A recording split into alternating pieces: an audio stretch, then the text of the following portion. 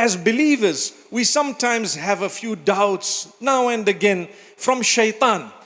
The devil comes and makes us think things. I give you an example.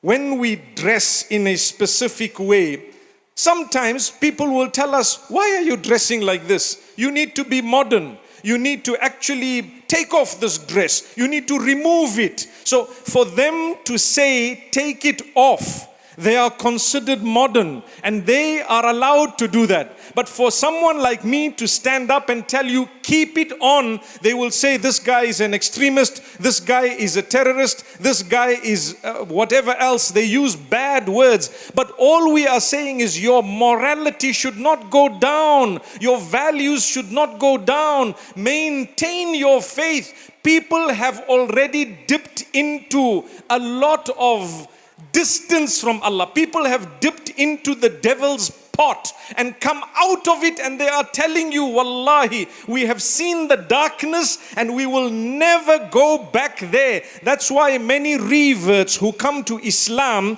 when they become Muslim, they are sometimes stronger than those who were born Muslims, because they saw the darkness. They were dipped into the pot of the devil and they came out of it. They will never ever go back. But you and I, when we were born Muslim, when we come from an Islamic environment, sometimes we don't appreciate the favor of Allah on us. I am here to tell you, maintain your values, your morals. Zanzibar is a beautiful place, predominantly Muslim, if not almost all Muslim. And I tell you, greet people with a smile. Welcome them to your place, whether they are Muslim or non-Muslim. We welcome them in a way that when they see how we live our lives, they will search for the reason why we are so good, so kind, so welcoming, and they will then turn towards the deen of Allah just by virtue of your beautiful interactions.